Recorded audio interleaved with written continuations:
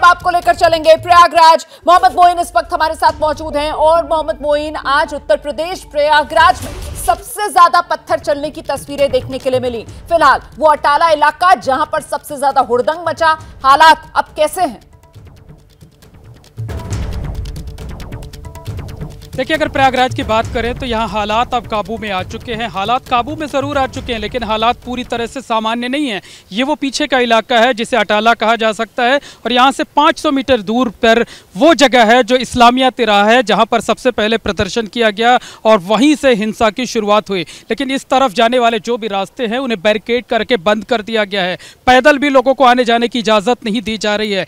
दुकानें पूरी तरीके से बंद है, लोग घरों में कैद हैं, और जो लोग भी आने जाने की कोशिश कर रहे हैं पैदल भी, देखिए 2 लोग आ रहे थे और उनको पुलिस वालों ने रोका है और उनसे पूछताछ की जा रही है कि आखिर आप यहाँ इस इलाके में क्यों जाना चाह रहे हैं। तो ये ज़रूर कहा जा सकता है कि इस शहर की सड़कों से पत्थरबाजों को हटा दिया गया है, दंगाइयों को हटा दिया गया है, गलियाँ खाली करा दी गई, लेकिन हालात जो है वो अभी पूरी तरीके से सामान्य नहीं है और कई अहम बातें सामने निकल करके आई हैं। हालात सामान्य होने के बाद अब एक्शन की बारी शुरू हो गई है। कई लोगों को शक के आधार पर हिरासत में ले लिया गया है। जो वीडियो फुटेज, जो तस्वीरें सामने आ रही हैं, उनसे उनका मिलान किया जाएगा। और एडीजी जोन प्रेम प्रकाश ने साफ तौर पर कहा है कि ये एक सुनियोजित साजिश है, इसमें कई सियासी पार्टियों का हाथ होने की बात उन्होंने बताई है। असदुद्दीन ओवैसी की पार्टी प्रशासन की तरफ से क्या कहा जा रहा है, इसमें किस तरीके की साजिश की बात अभी तक सामने निकल कर आ रही है, क्योंकि साफ कर दिया गया था कि किसी तरीके का विरोध प्रदर्शन किया जाएगा नहीं। बावजूद इसके दिन जुमे की नमाज के बाद अचानक से भीड़ आती है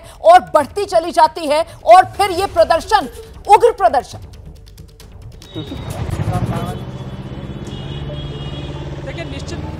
देखिए, निश्चित तौर पर कहा जा सकता है कि एडीजी जोन प्रेम प्रकाश ने यह साफ कर दिया है कि प्रयागराज में जो दंगा हुआ है, जो हिंसा हुई है, उसके पीछे लेफ्टिस्ट संगठनों का हाथ है। इसके साथ साथ सियासी पार्टियों की भूमिका भी संदिग्ध है। असदुद्दीन ओवैसी की पार्टी AIMIM का हाथ भी सामने आया है। समाजवादी पार्टी के नेताओं की भूमिका भी सामने आई है। तो जांच कराई जाएगी कि किस नेता की, किस पार्टी की क्या भूमिका रही है। कुछ अन्य, और खास तौर पर उन्होंने एक बात यह कही है कि जिन लोगों ने प्रयागराज में CAA के खिलाफ, NRC के खिलाफ आंदोलन खड़ा कराया था, कई महीने तक आंदोलन को चला कर रखा था, उन्हीं लोगों का हाथ इस दंगे में, इस हिंसा में है। सारा नाम की एक महिला का भी जिक्र उन्होंने किया है। सारा नाम की वो महिला जो है वो CAA के आंदोलन में बहुत सक्रिय रूप से रहती थी। महिलाओं को सामने कर आंदोलन उसने कई महीने तक चला रखा था, और जो पुलिस की तरफ से जानकारी दी जा रही है कि सारा वो महिला है जो हिंदी के मशहूर साहित्यकार मुंशी प्रेमचंद के परिवार से जुड़ी हुई है। उसने इंटरकास्ट मैरिज की हुई है और उसके बाद उसने बगावती तेवर अपना लिए हैं। तो पुलिस का साफ तौर पर कहना है कि उसकी भी तलाश की जा रही है, उस पर भी शिकंजा कसा जाएगा, उससे भी पूछताछ की जाएगी। और सुबह ही प्रयागराज के SSP अजय कुमार ने हमें यह जानकारी दी थी कि 46 संदिग्धों की एक सूची बनाई गई है। आशंका इस बात की है कि ये लोग गड़बड़ी कर सकते हैं, और 46 लोगों की निगरानी के लिए 162 पुलिसकर्मी तैनात किए गए हैं। यानी हर एक संदिग्ध के पीछे 3 से 4 पुलिसकर्मी लगाए गए थे, लेकिन वो सारी की सारी कवायद बेकार साबित हुई। आखिरकार प्रदर्शनकारी इकट्ठा हुए, जुमे की नमाज के बहाने, विरोध करने के बहाने। पुलिस शांतिपूर्वक ढंग से प्रदर्शन होने दे रही थी, उसके बावजूद लोगों ने पत्थर बरसाए, आगजनी की, और 1.5 घंटे तक तो ये पूरा का पूरा जो एक इलाका है अटाला और आसपास का, वो जलता रहा। जमकर पत्थरबाजी की, पूरी सड़कें, पूरी गलियां पत्थरों से पट गई थी, आगजनी की गई थी, फायरिंग की गई थी, बमबाजी की गई है, लगातार बम फोड़े जा रहे थे। और इस वक्त ये जरूर कह सकते हैं कि हालात काबू में हैं, लेकिन अटाला और आसपास के इलाकों में अब भी रह रहकर गलियों से बम फूटने की आवाजें आ रही हैं। और यही वजह है कि ADG समेत तमाम जो बड़े अधिकारी हैं वो इन्हीं इलाकों में लगातार गश्त कर रहे हैं, कैंप कर रहे हैं, नजर बनाकर रखे हुए हैं। और जो दंगा प्रभावित इलाका था पूरा सील कर दिया गया है बैरिकेड करके। जैसे ये तस्वीर आप देखिए, ये रास्ता है मीरापुर चौराहे की तरफ से, ये रास्ता आता है, और किसी को पैदल भी ना बाहर जाने दिया जा रहा है, ना अंदर आने दिया जा रहा है। वाहन तो बिल्कुल नहीं चलने दिए जा रहे, लेकिन जो लोग पैदल भी आ रहे हैं उनसे पूछताछ की जा रही है, और पूछताछ के बाद ही उन्हें इस इलाके में अंदर जाने दिया जा रहा है। तो निश्चित देखिए, ADG जोन प्रेम प्रकाश जो है वो फिर से एक बार इस तरफ आ गए। हम उनसे बात कर लेते हैं और जानने की कोशिश करते हैं कि आखिरकार क्या कुछ हुआ, किन संगठनों की भूमिका सामने आई है, कितने लोगों की गिरफ्तारी की गई है, कितने लोगों को हिरासत में लिया गया है, क्या कुछ किया गया है। तो ADG जोन प्रेम प्रकाश साहब हमारे साथ हैं। सर, क्या इस मामले में अभी तक कुछ गिरफ्तारियां हुई हैं, या किन संगठनों का नाम सामने आया अब तक? इसमें कई लोगों के नाम सामने आए थे, जिसमें ये बड़ी मस्जिद के जो पेशे इमाम हैं इनका नाम आया, मैनेजमेंट जो यहाँ पर कॉलेज का है उनके नाम इसमें पहले से ही बताए गए थे।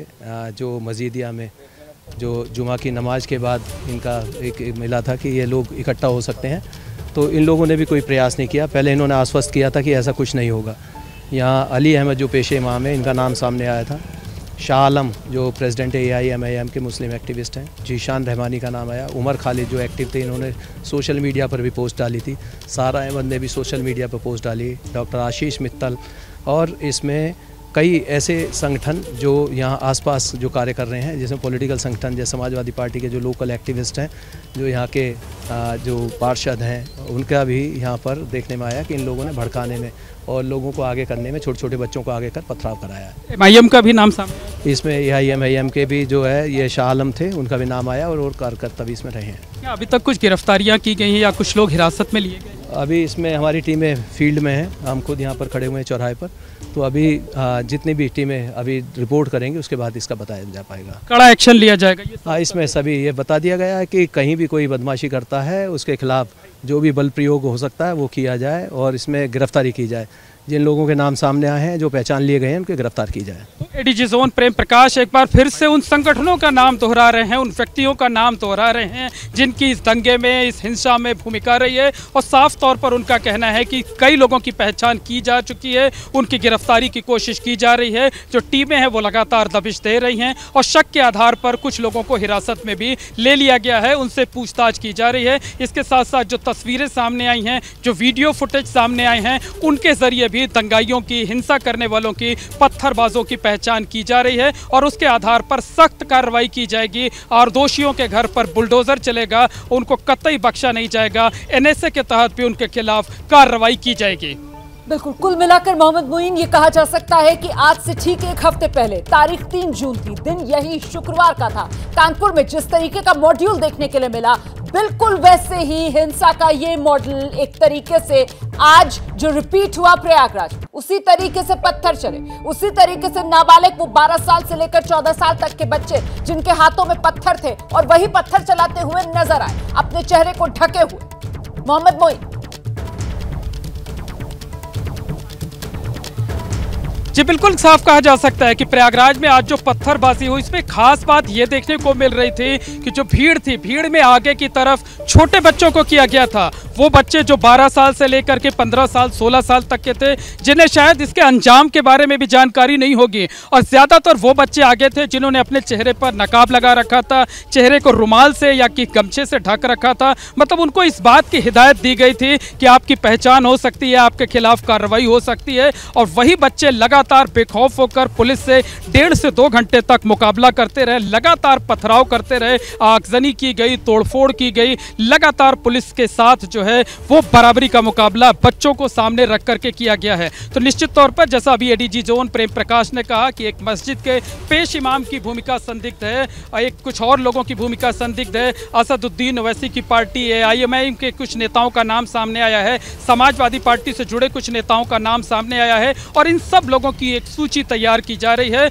और इसी सूची के आधार पर ताबड़तोड़ दबिश दी जा रही है। इन सब की गिरफ्तारियां जल्द से जल्द की जाएंगी। सारा नाम के एक महिला की भी तलाश है। ये वो महिला है जो CAA के आंदोलन के दौरान लगातार एक्टिव रहती थी, लगातार महिलाओं को इकट्ठा करती थी। तो प्रशासन का कहना है कि हालात अब सामान्य हो गए हैं, काबू में आ गए हैं और अब एक्शन की बारी है। एक्शन होगा, सख्त एक्शन होगा, बुलडोजर तक चलेगा, NSA तक लगाया जाएगा। इस तरीके का संदेश देने की कोशिश प्रशासन की तरफ से की जा रही है। बिल्कुल, लेकिन साथ ही साथ प्रशासन को यह भी जवाब देना होगा कि कानपुर में हुई हिंसा के बाद आज जब पहले ही मामले को संवेदनशील मानकर इतनी सतर्कता बरती जा रही थी, बावजूद इसके लोकल इंटेलिजेंस क्या कर रहा था, बावजूद इसके इतनी तादाद में इतनी ज्यादा भीड़ का एकजुट हो जाना और इतने पत्थरों का इंतजाम हो जाना और इस तरीके से करीब घंटे भर तक यूं पत्थरबाजी होना, इसके लिए जवाबदेही किसकी, जिम्मेदारी किसकी? ये वो तमाम सवाल हैं जो जवाब का इंतजार कर रहे हैं और आगे आपको लेकर चलेंगे। उबैदुर रहमान भी हमारे साथ लगातार बने हुए हैं। मोहम्मद मोइन पल पल का अपडेट हमें दे रहे हैं। ABP न्यूज आपको रखे आगे।